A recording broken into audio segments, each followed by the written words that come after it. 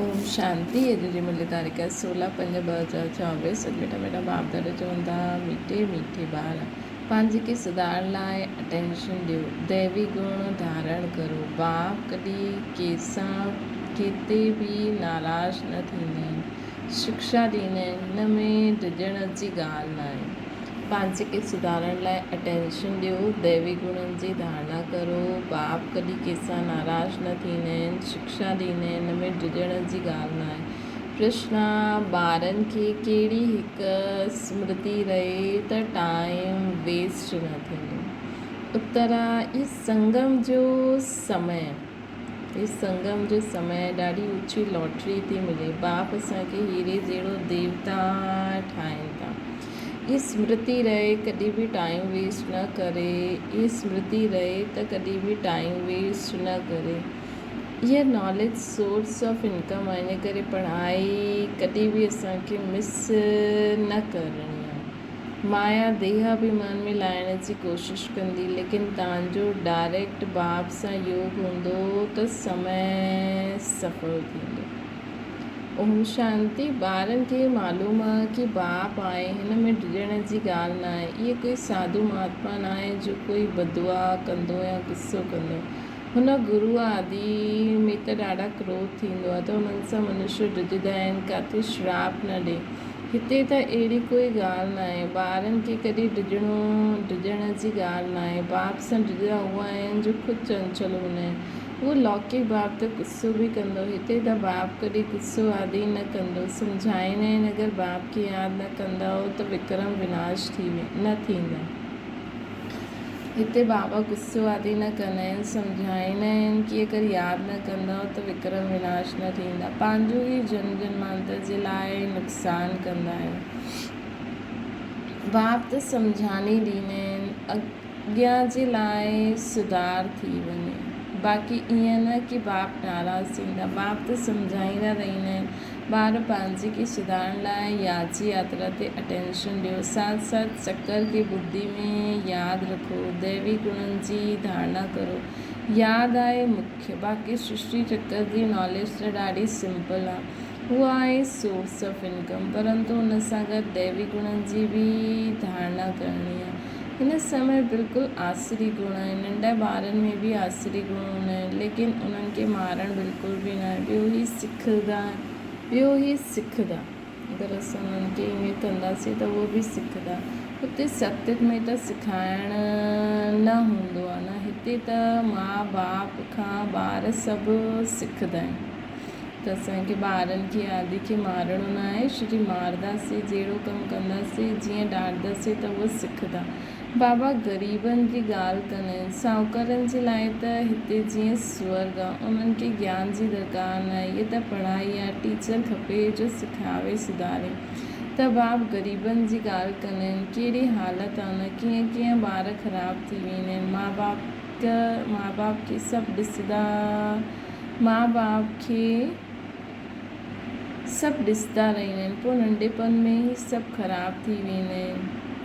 ॿार माउ बाप खे ॾिसंदा आहिनि, पोइ नंढपण में ई ख़राबु थी वेंदा आहिनि। इहे रूहानी बाप चवंदा आहिनि, मां बि ग़रीब निवाज़ आहियां, सम्झाईंदो आहे, ॾिसो हिन दुनिया में मनुष्यनि जी छा हालति आहे। तमो प्रधान दुनिया थी वई आहे न, तमो प्रधान जी बि कोई हदि हूंदी आहे। बाबा चवंदा आहिनि, तमो प्रधानता जी बि कोई हदि हूंदी आहे। 1250 वर्ष त कलयुग खे थिया आहिनि, तमो प्रधानता जी बि हदि हूंदी आहे। 1250 साल त कलयुग खे बि थिया आहिनि, हिकु ॾींहुं कम जास्ती न आहे। दुनिया जॾहिं पूरी तमो प्रधान थिए तॾहिं बाप खे अचिणो पए। बाप चवंदा आहिनि, मां ड्रामा अनुसार बंधायोमान, मूंखे अचिणो ई पवंदो आहे। शुरू में केतिरा ग़रीब आया, साहूकार बि आया, ॿई इकठा वेंदा हुआ। वॾे घर जी ॿार बचियूं भॼी आयूं, कुझु बि न खणी आयूं, केतिरो हंगामो थियो न। ड्रामो में जो थियणो हुयो उहो थी वियो, ख़्याल बि न आयो ईअं थींदो। बाबा ख़ुदि वंडर खाईंदा आहिनि, छा थिए थो। इन्हनि जी हिस्ट्री ॾाढी वंडरफुल आहे। इहे बि ड्रामा में नून दाना। बाबा सभिनि खे इहे चई ॾिनई, चिठी लिखाए करे खणी अचो। असां ज्ञान अमृत पीअण वञूं था, पोइ हुननि जे पति माण्हू विलायत खां आया, उहे चवनि विख ॾियो, इहे चवनि असां ज्ञान अमृत पीऊं था, विख कीअं ॾींदासीं। इन ते इन्हनि जो हिकु गीत बि आहे, इन्हनि खे चईंदा आहिनि चरित्र। हिनखे चइबो आहे चरित्र। शास्त्रनि में पोइ श्री कृष्ण जो चरित्र लिखी छॾिया अथनि। श्री कृष्ण जी त ॻाल्हि ई न थी सघे। त इहे सभु ड्रामा में नूंदा, नाटक में इहे सभु थींदो, हंस कुड़ी आदि हसी कुड़ी आदि इहे त ॿई बाप चईंदा आहिनि असां कुझु बि न कयो, इहे त ड्रामा जो खेल हले पियो। नंढा वॾा ॿार अची विया, नंढा ॿार बि अची विया, हाणे उहे केतिरा वॾा थी विया आहिनि। ॿारनि जी केतिरा वंडरफुल नाम संदेश पुत्री खणी आई। बाबा चवंदा आहिनि ॿारनि जा नंढा ॿार बि आया, पोइ वॾा बि थी विया, हाणे त वॾा बि थी विया आहिनि, वॾा थी करे ॿियो शरीर बि वठी करे पंहिंजो पाठ ॿुधाइनि था। बाबा चवंदा ॾिसो संदेश पुत्री सभिनि जा नाम बि खणी आई, पोइ जो हुननि सां वधी आहे हुनजो नाम त आहे न, पोइ पुराणो नाम शुरू थी वियो। इन करे ब्राह्मणनि जी माला न थींदी आहे। तव्हां वटि कुझु बि न हुयो, पहिरियों माला फेरंदा हुयो, हाणे तव्हां माला जा दाणा ठाहींदा आहियो।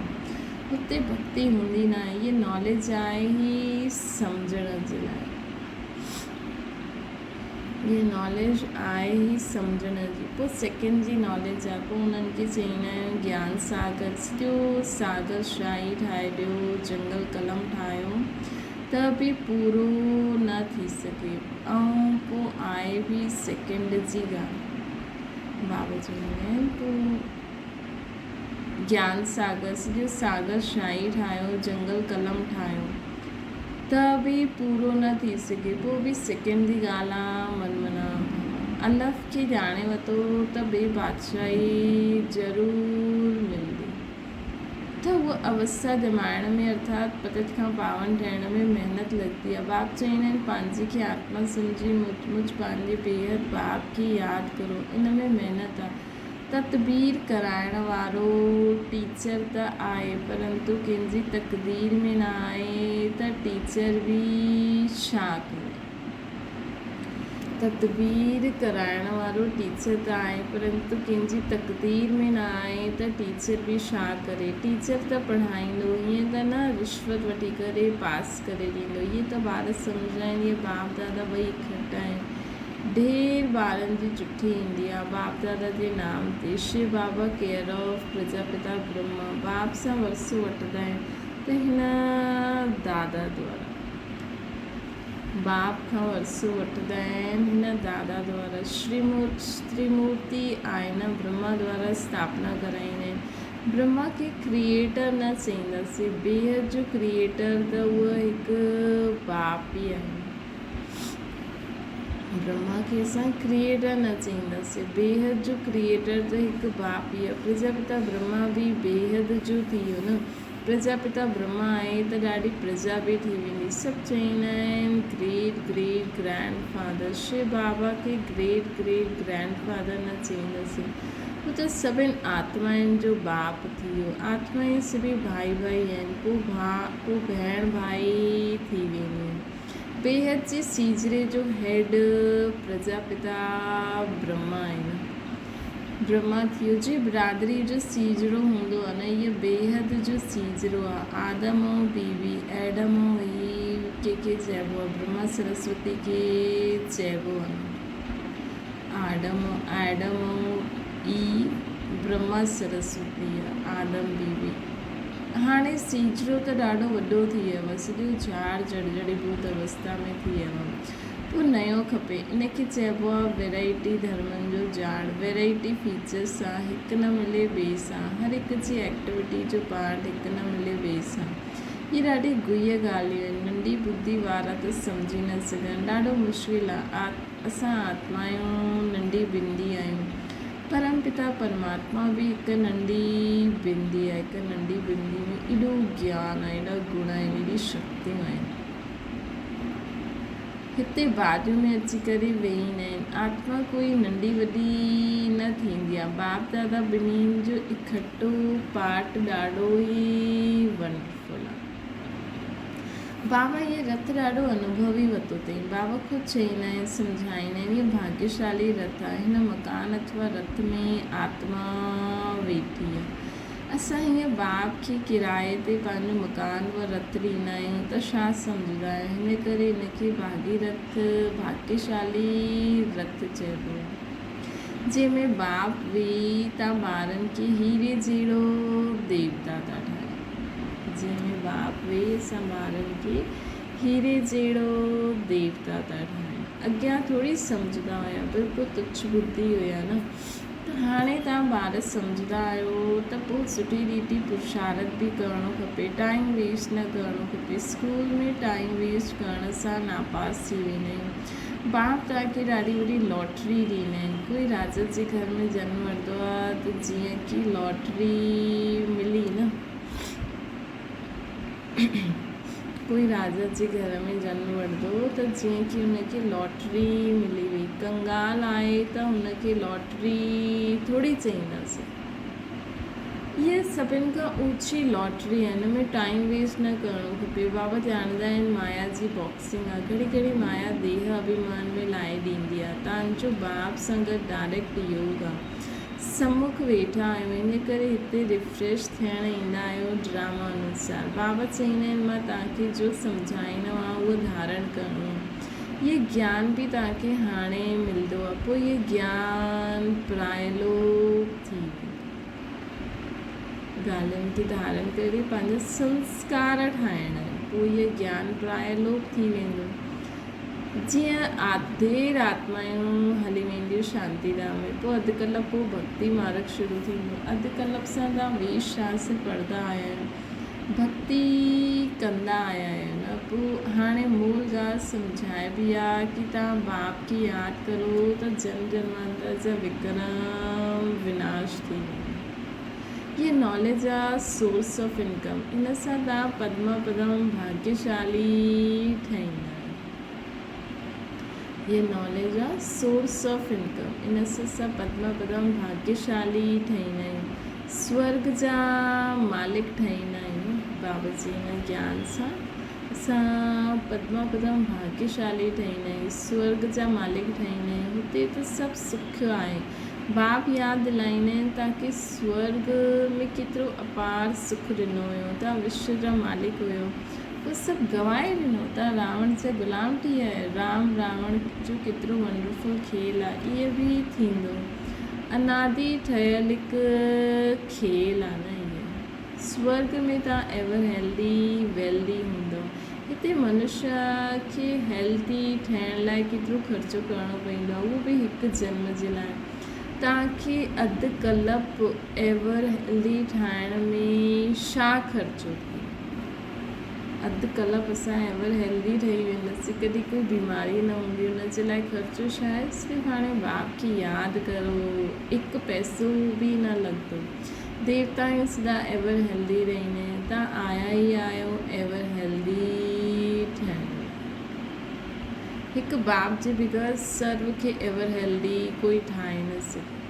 हिकु बाप जे बग़ैर इहे बि अगरि असां सदा यादि रहूं त बाप जी यादि ई दवाई जो कमु करे वठंदी। तव्हां हाणे सर्वगुण संपन्न ठहो था न। हाणे तव्हां संगम ते आहियो। बाप तव्हांखे नई दुनिया जो मालिक थो ठाहे। ड्रामा प्लान अनुसार जेसिताईं ब्रह्मन न ठहे तेसिताईं देवता ठही न सघे। त पहिरियों पको ब्रह्मन ठहिणो आहे, पोइ ई देवता। छो की पको ब्रह्मन ठाहींदासीं, पवित्र रहंदासीं, बाप जी यादि में रहंदासीं, तॾहिं त दैवी गुणनि जी धारणा थींदी, तॾहिं त असां सेवा बि कंदासीं न। ब्राह्मणनि जो कर्तव्य छा आहे, त हिकु पको ब्राह्मण जो छा कर्तव्य आहे, कीअं उहो नियम मर्यादा आहिनि, उहो जॾहिं पूरो धारण कंदासीं तॾहिं त स्वर्ग में देवी देवता ठहींदासीं न। जेसिताईं पुरुषोत्तम संगम युग ते बाप सां पुरुषोत्तम ठहिण न आहियो त देवता ठही न सघे।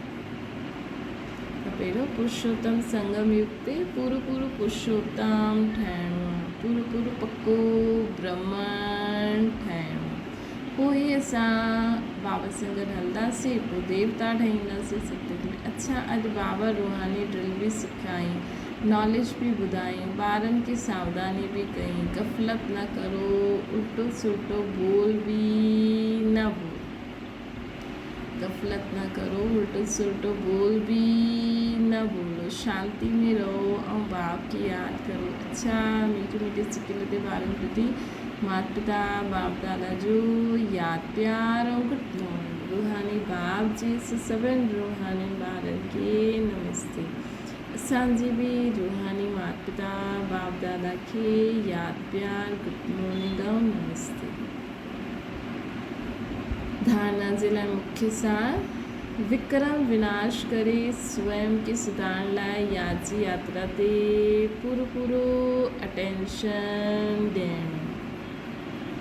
विक्रम विनाश करे स्वयं खे सुधारण लाइ यादि जी यात्रा ते पूरो पूरो अटेंशन ॾियणो असांखे। दैवी गुणनि जी धारणा करणी बि आहे, कराइणी बि आहे।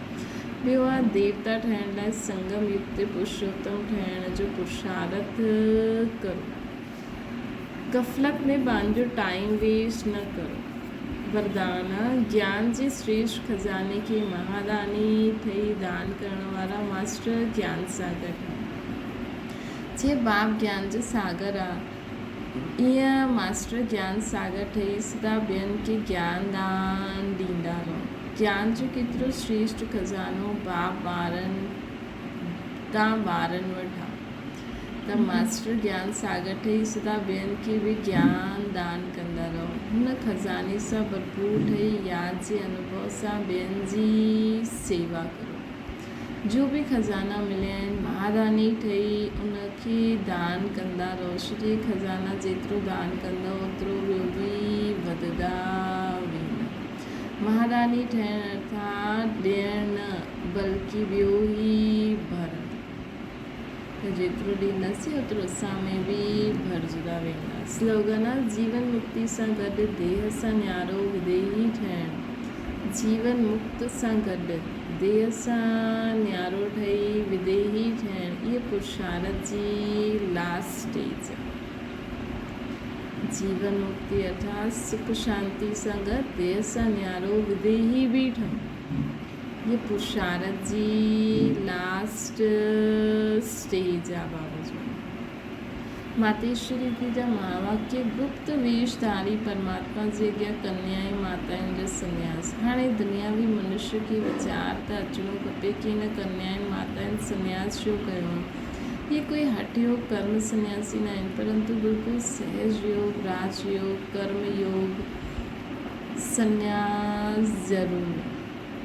बिल्कुल सहज योग, राजयोग, कर्म योग संन्यास ज़रूर है। परमात्मा खुद आए हैं, जीते जी देह से देह जी सभी कर्मेंद्रियन जो मन सां संन्यास कराइनि। असां मन सां सभु कुझु संन्यास कराइनि, अर्थात पंज विकारनि जो संपूर्ण संन्यास ज़रूर आहे। परमात्मा मन सां ई कढो हिकदमि पंज विकार, बुराई, कमी, कमज़ोरियुनि जी अविद्या थी वेंदी। परमात्मा आया आहिनि, चईंदा आहिनि ॾे दान त छूटे ग्रहण। हाणे माया जो इहे ग्रहण त जो अधु कल्प सां लॻल आहे, हिन सां आत्मा कारी पतित थी वई आहे।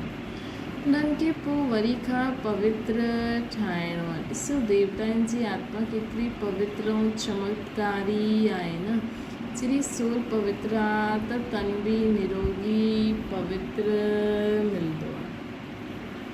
हाणे इहे बि संन्यास तॾहिं थी सघंदो आहे जॾहिं पहिरियों कुझु चीज़ मिलंदी आहे। ग़रीब जो बालक साहूकार जी गोद में वेंदो आहे त ज़रूरु कुझु ॾिसी गोद वठंदो आहे, परंतु साहूकार जो बालक ग़रीब जी गोद में न अची सघंदो।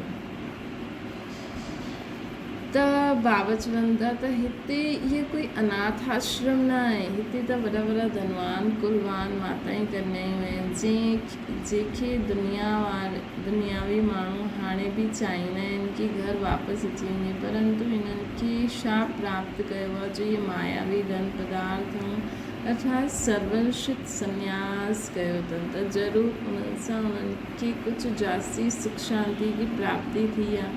तॾहिं त हुननि धन पदार्थ खे ठोकर मारे छॾी। जीअं राजा गोपीचंद अथवा मीरा रानी पने जो अथवा राजाई जी संन्यास कई।